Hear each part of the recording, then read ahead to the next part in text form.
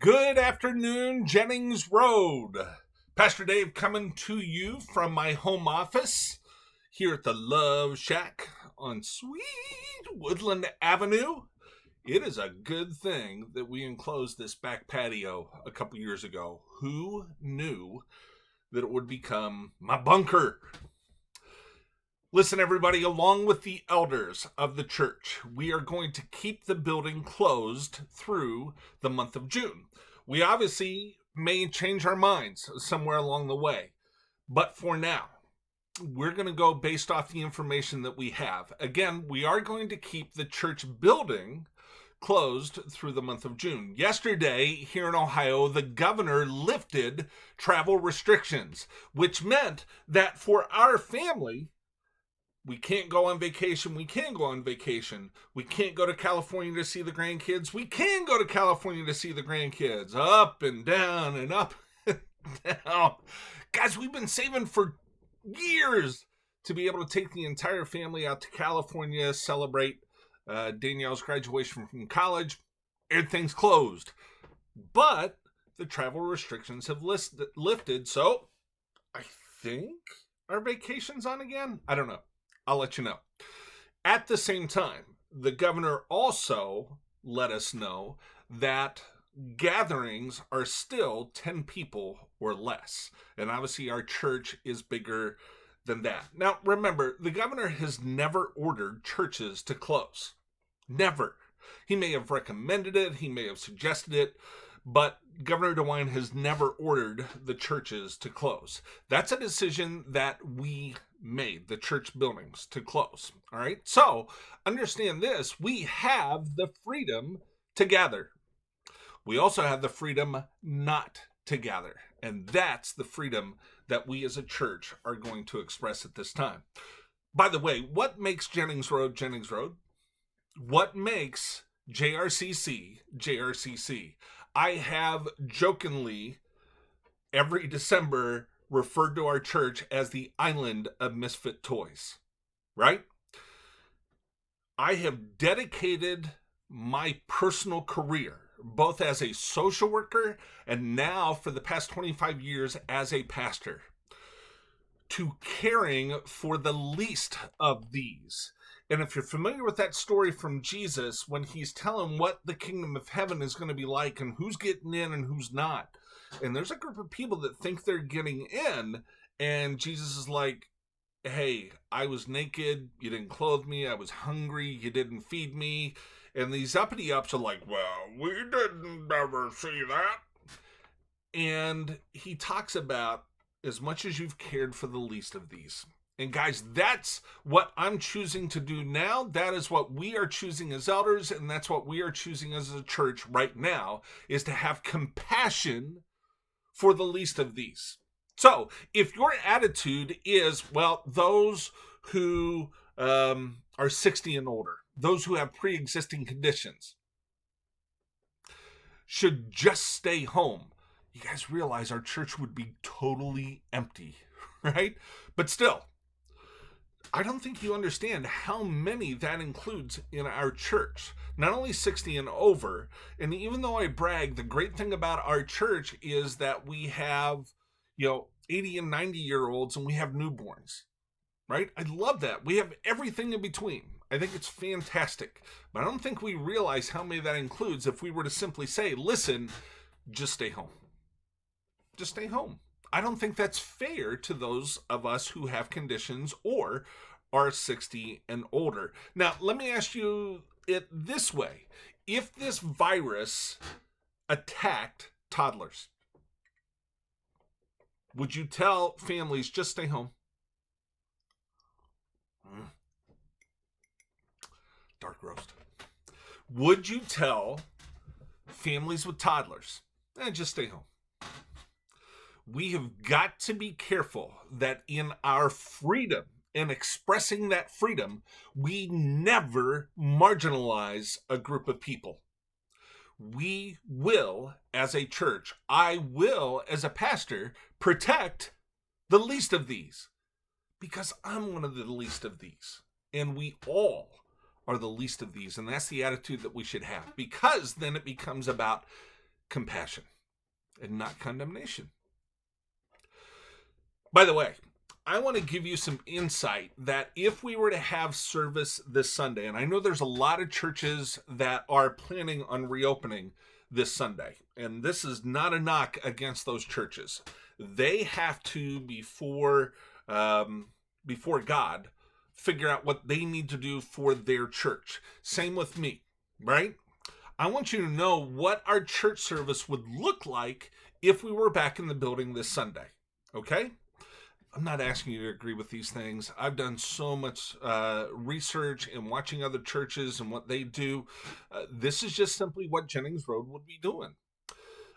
You would be 6 feet apart from people that's not in your family. There would be rows that would be taken out. So there wouldn't be row, row, row. There'd be row, empty, row, empty. And that changes the sound dynamic in our building as well. It would literally become a cave. But anyway, for churches that have reopened, a lot of them are saying that, some of the smaller churches, they're having a lot of people back. Some are only experiencing about 25% of the people coming back.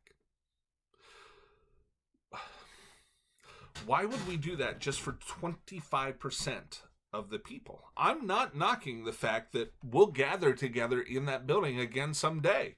But guys, seriously, it would be an empty cavern. Now, 20 years ago, when I first started here, that's what it was. There was 25 to 30 people. And all the chairs were set up. A lot more chairs than we have now. There would be no greeters, no coffee.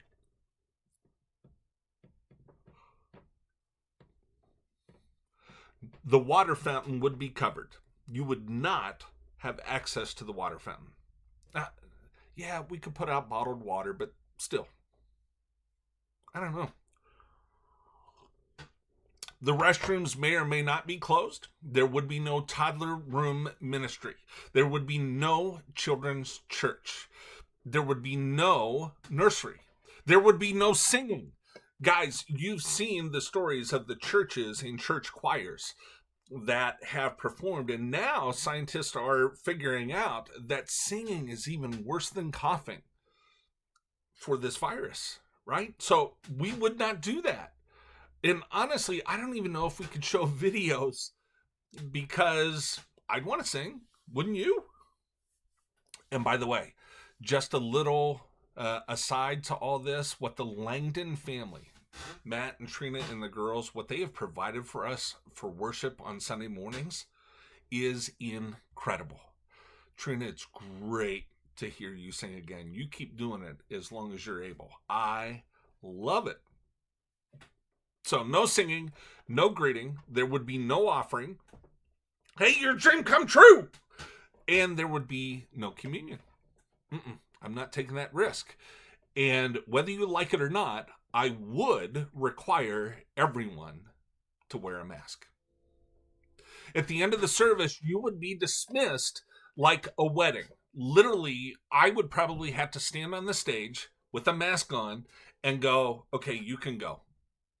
And I would have to wait until you're out of the building and into your car and gone.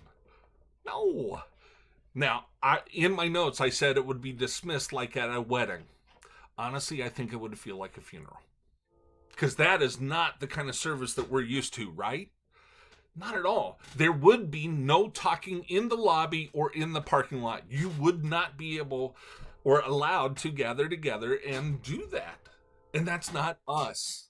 That is simply not us. And every single thing in the building, every time that we're in, would have to be deeply disinfected. I know that we can pull that off. I know that we can do that.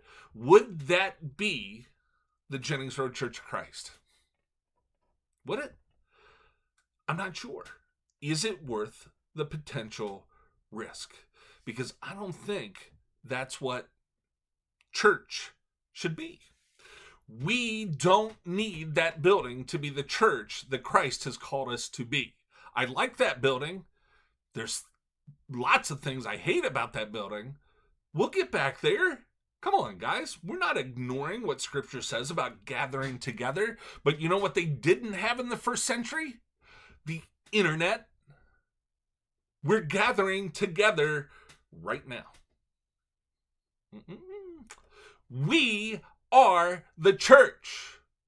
You and I have the Holy Spirit within us. We are charged by God to go into all the world, and by God we are. We are. So, here you go, guys. Our building may be closed in the month of June. Here's what we're going to do along with that, okay? Nothing is going to take place of the Sunday morning, 11 a.m. YouTube opportunity.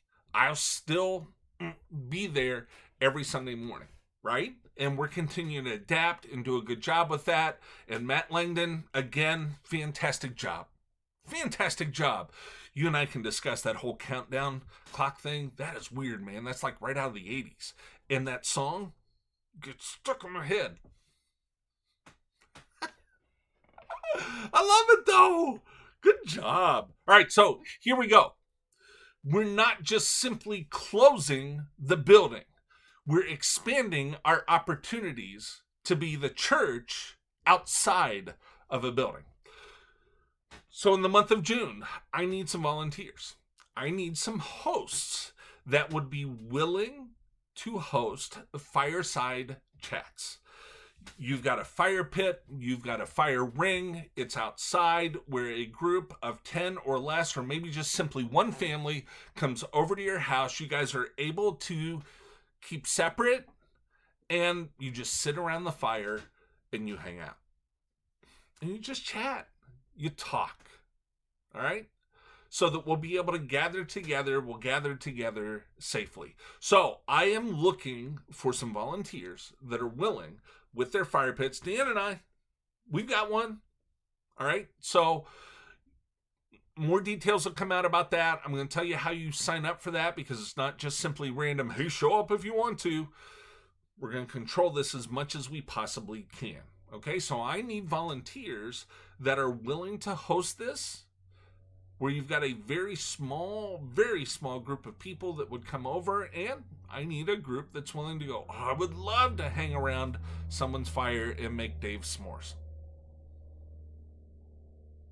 This next one I am totally stealing from another pastor who I do not know, but I loved what he called it.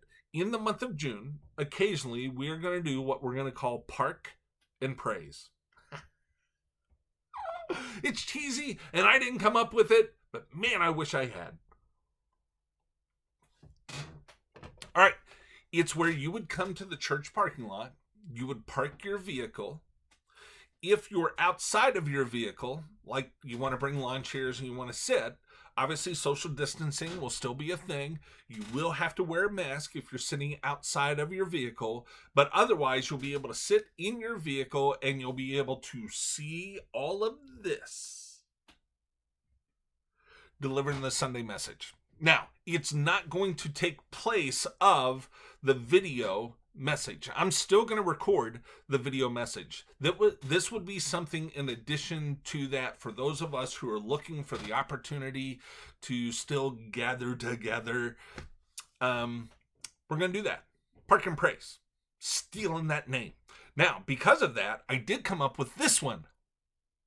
Pavilion and Praise. That's really dumb. It's just a dumb name. But preachers love alliteration. Fancy word. Look that up. Google is your friend. We're going to do an outdoor service at the back pavilion at the church. Unless things change, you're still going to bring your chairs. You're still going to be separate from people, right?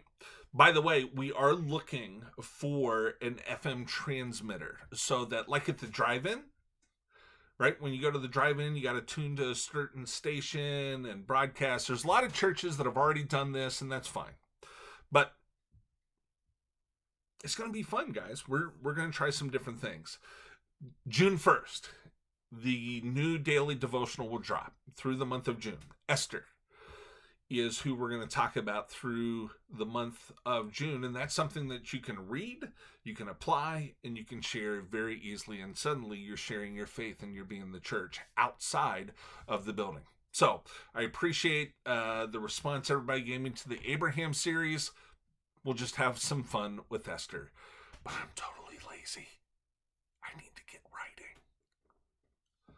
Don't tell anybody. At least once in the month of June, I am going to drop a location where you can meet me, and we're going hiking. And we're still going to do the 6 feet apart and all that other stuff, but you know what? We'll be outdoors. It will be a small group. I'm not going to have 50 people showing up, so you will have to sign up for that. Again, more info coming, and we're going to do a little devotional that goes along with that, somewhere out in the woods somewhere, okay? Maybe a little bit of travel involved.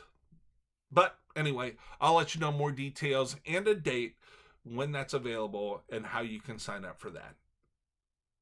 Also, then we're going to continue our Tuesday morning Bible study at 10 a.m. The sermon recap Tuesdays at 7:30, and every Thursday, coffee tea with me. In fact, that's when you and I are going to discuss our June plans next. Tomorrow at 12:30 p.m. Eastern Standard Time here on Facebook Live, we're going to give you the opportunity, if you have some questions, comments, you can let me know and we can discuss it. Now, here's the thing. Do you like these plans? If so, let me know. Do you hate these plans? If so, let me know.